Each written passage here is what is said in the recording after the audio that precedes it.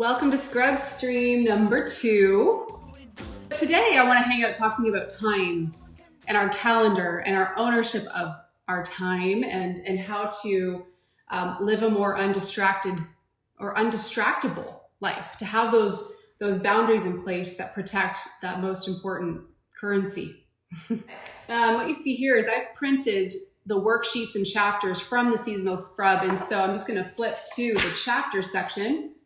And if you've purchased the scrub, I give you a private landing page which has all of your worksheets. You can actually click a PDF button, send it right to the printer, and that's what I've done because I like to have things right in front of me as we go. So what I'm going to do is go to page 12 of the workbook, and I'm going to take you through it. Okay, so if this is where you are starting, this is the first part of the scrubs. We do calendar, then we go to phone in a couple of days. I'll be going live about that. I'll give you the date and time at the end. Then we get into the actual rooms of our home: kitchen, bathroom, linen closet, clothes closet, and then we hit our finances at the end. So scrubbing these 7 realms of our life puts us in a position of more authority, right? We can make clearer decisions that way. We can feel more free by looking at our external environment and what's in front of us. It reminds us of the level of ownership we're taking in our life. So here's what I want to do. I'm going to go to the chapter on calendar scrubbing. You'll see it on page 12, and I'm going to take you through it. I'm going to read the intro and then talk about some of the worksheets in here. Okay, cuddle up. Organize your time and you'll be given more of it. This is true about all things. When you illustrate that you are taking good care of something, whether that be money, community, or time, you will be given more of it. There are many agendas to distract you each day, to pull you out of your greatest role of presence within your life. This section is going to help you time block to ensure that everything important to you has a place.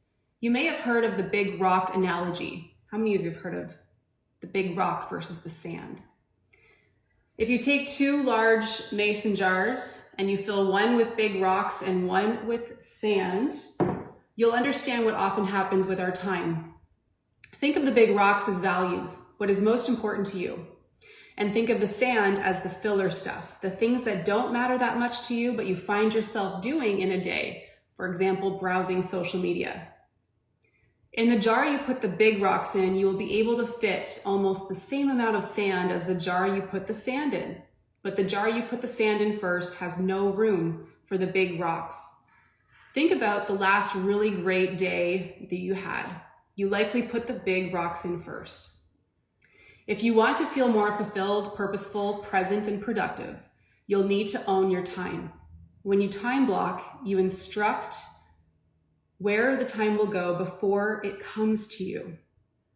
Over the next few pages, you'll find worksheets to journal on as you go through this chapter. Use the worksheets to scrub your time and then design your day and week with the big rocks in first. Okay, so I go through some tips. Let me read those out to you. Consider switching to a digital calendar such as Google Cal. This will help you automate more things so they aren't missed. So I'm a big fan of digital calendars. I do love paper versions in conjunction, because what you want to do, especially when you're first starting out owning your time more, you're putting thoughts to paper. You're discovering your way and what works well for you as you blueprint your day. So I do find value in writing things out and then transferring them to a digital calendar where you can automate that process more. So Google Calendar is free. I'm sure a lot of you have checked it out before. I've been using it for well over a decade. I like it because you can link it up, you can share with people. For example, these scrub streams, if you go to the landing page for the seasonal scrub, you can click a button and it'll embed these streams into your Google Calendar for you. So it's a great tool. Use the daily things that need to be done worksheet to write out all of the things you need to do each day. So let me show you. And actually, just before I go to the worksheets, let me back up just a moment.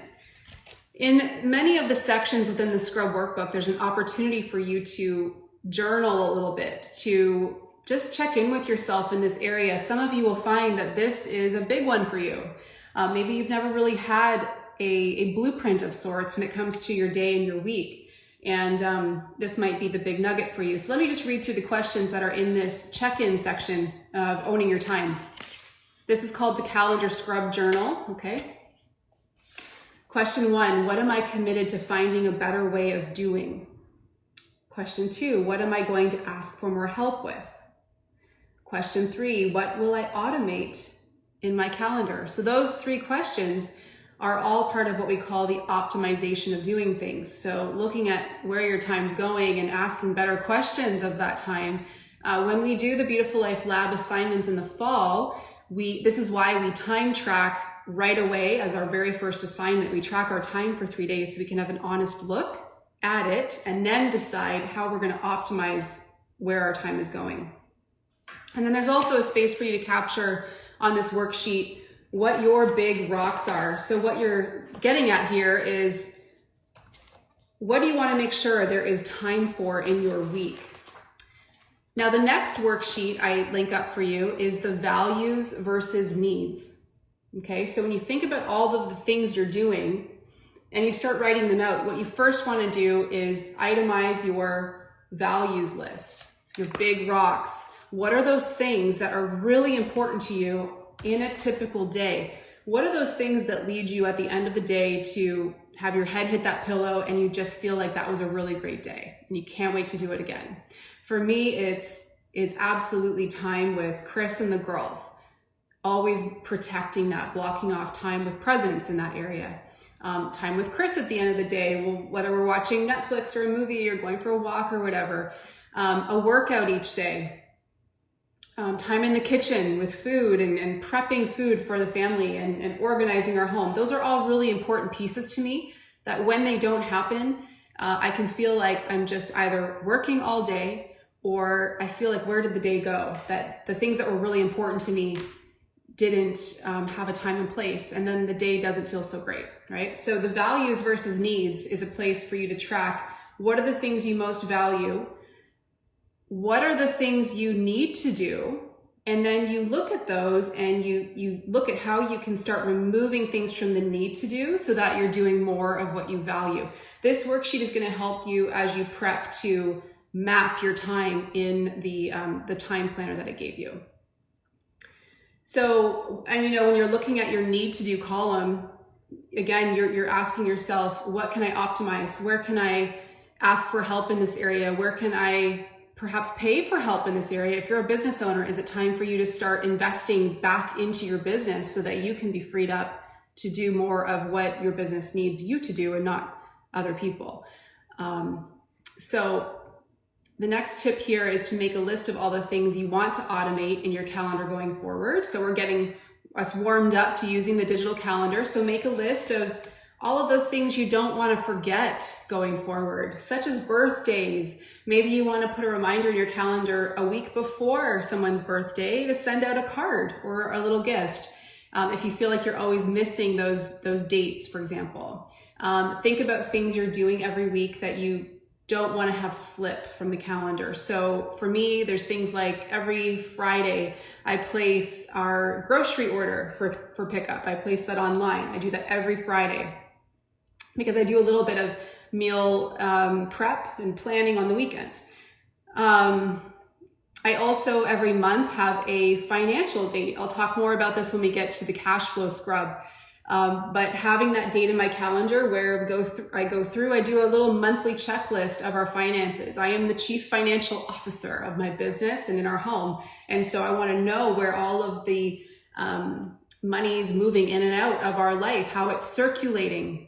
I have great respect for money and take responsibility in how it's moving in and out of our life. And so having this date every month, for example, is a way that I do that.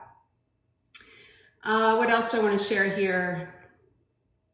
Pay attention to your rhythms. This is the last tip I give you on page 14.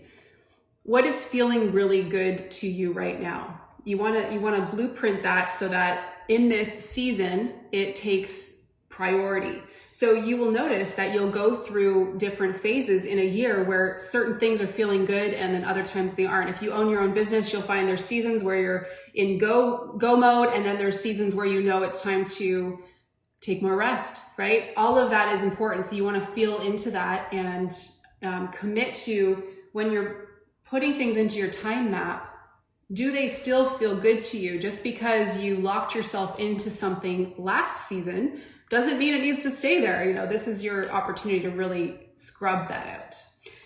The next worksheet is a place to get a little more specific about the things that you're doing each day. This is your daily things to do worksheet. This is where you want to fill in. Are there specific things you need to do on Monday, Tuesday, Wednesday, etc.? And then the last piece of the closet scrub will be plugging in your time as you want to have it roll. So this is owning that piece. So what I don't have printed in front of me, because it's a spreadsheet I give you, is a spreadsheet where you can fill in starting, I started time slots at 5 a.m. running all the way through to 11 p.m. with every day of the week, where you put in where you want your time to go. Okay, so this is linked up for you on page 18 of your worksheet. It'll take you to the seasonal scrub spreadsheets. When you open that tab, you're going to find when you open that spreadsheet, you're going to find 4 different tabs along the bottom. So the first is an instructional guide on how to make a copy of this whole spreadsheet for yourself so that you can edit it. And then the first tab will be your time mapping. Actually, I'm not sure of the exact order. I don't have it. Let me open it up for you so I can be super specific here. So the first tab is the README instructions, like I said. The second tab is the clothing sale tracker. So when we get to the clothing closet scrub, that'll make more sense, but this is basically an inventory spreadsheet for you to track the selling of your clothes. The third tab is your finance tracker. We'll get to that in the cash flow week, but I give you a whole expense and income spreadsheet that you can use, and it has built-in protected cells, which automate things for you as you enter the data. So then the fourth and fifth tab relate to what I'm talking about right now. You'll see them along the bottom. It's called time mapping. So when you click that open, once you have your own copy, you're able to now plug in when you want various things to do, when you want to have various things protected and blocked off. And what I highly suggest is that you color code this. So if you assign color codes to personal time, work time, exercise, meal prep, house organization, things like that, then you can take a step back and look at it and see, does this represent my core priorities? The last tab, I give you an example of mine. Okay, so because I'm streaming on 2 devices, I don't want to really flip this around, but you'll see that in your workbook, I give you a screenshot of what my week looks like. So, and I only do this should it be helpful to you to see what the color blocking looks like. So I'll just give you a typical day. So today being Monday.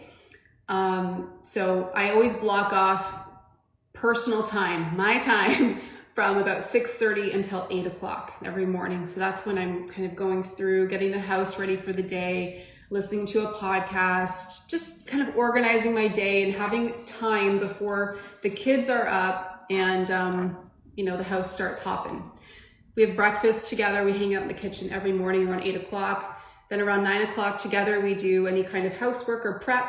And then homeschool starts around 10 o'clock. And we do homeschool from 10 until about 1 o'clock. And that's our everyday, and we're actually rolling right through the summer. So we're taking some breaks here and there with the kids, but we just keep it going because we take more of a relaxed approach to homeschool all year. We run it all year. So we do just a few hours because I've personally found with the girls, I'll just speak for my own kids, they do better just on that consistent schedule. And so we're not stopping with the schooling. So that goes on 10 until 12:30 or 1 o'clock. For me, I usually do a workout around that time. So, Chris and I, or we have, sometimes we have a teacher who does schooling with the kids, or Nana comes over and does a block or 2 a week. So one of us is doing the homeschool in there. But when I'm not, my workout will usually happen in there. So I block that off. Now, what this does illustrate is, as a business owner, I don't have work time built in yet. I've just clarified for you that typically The days, where in the mornings where maybe the girls have something planned or someone's teaching with them, that's when I'll do my most important priority work, and I'll get it in like an hour and a half. And then the afternoons, I block off time each week for various things: massage, chiro. We've got piano lessons other days of the week. And then some days we do have a little bit of homeschooling in the afternoon, just 1 or 2 times.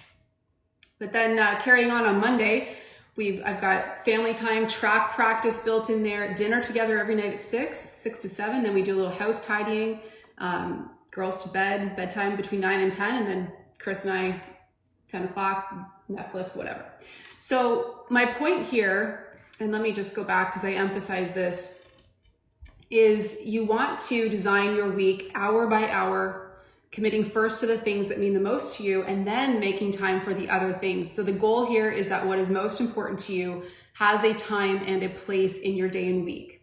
Because decision fatigue is a real thing. You don't want to have to think about everything you need to do each day. You want to have systems in place that free up your creative energy. Okay. And if you have things scheduled properly, there's no thinking about when things are happening. It's just, it's done, and it's up to you to protect that. So, I build in wiggle room as well around things. Now, again, being a business owner, it's up to me to decide when I'm doing my most important work in my business. I've owned my own business now for over a decade. So I'm very familiar with what I'm outsourcing, what I'm delegating, what I'm doing and what I'm not doing. The real point of this is to be undistracted in your day. You need to be calling out where your time's going so you know where it's not going, right? So when you have very clear priorities, if I was to sit on social media and see what everyone's doing for an hour at around 11 o'clock, that means it's going to cut into the other things that are actually most important to me. So I do tend to have 1 or 2 checkpoints each day where I do check in on social media, but I'm not browsing and seeing what everyone else is doing. That's usually when I'll respond to emails, messages, notifications. I do love to browse here and there for sure. Like sometimes I'll be taking the dog for a walk and I'll just scroll and see what my friends are up to. Or some nights I do get into that habit of looking at my phone before bed, and I never end up having a great sleep. But we're human, so I definitely have those times. But my point here is, if I make the decision to do things I would categorize as sand or filler, I have to be willing to not have as great a day as I had planned, because what is most important to me is not going to have the time that it deserves. So anyway, that's that. At the end of that chapter, I give you your scrub work kind of recap, giving you the prep, the gut, the sort, and the place. I've mentioned this a few times if you've been joining me live, but this is the structure of each chapter. Is you prepare for it, you print your worksheets, then you gut it, you sort it, and then you place it. So I give you some resources at the end of that chapter too, a link to Google Calendar, the Beautiful Life Lab. You do get a promo code for 15% off if you purchase the seasonal scrub first, and then you want to join us in the lab. And then I also linked up for you a few podcast episodes I've done over the years on time. So habit architecture and the ripple rituals. So let me just scroll through, and I'm going to draw a few winners to win a copy of Seasonal Scrub. And what I'll do is have you just DM me, and I'll give you the promo code. Cool. How many of you feel like you have this area locked in? It takes practice at first, but what you will grow, you will grow in your ability to have boundaries with people, protecting what's most important to you. And I'll tell you that will absolutely influence how you're making decisions going forward. Where do you draw the line when it comes to what is most important to you? A lot of you are working through that right now with things coming at you in our world. Where you draw the line is where you hold the line. Okay, so when we practice this within our calendar and respecting our time, it makes it way easier in those moments to be able to stand up for yourself and what is most important to you.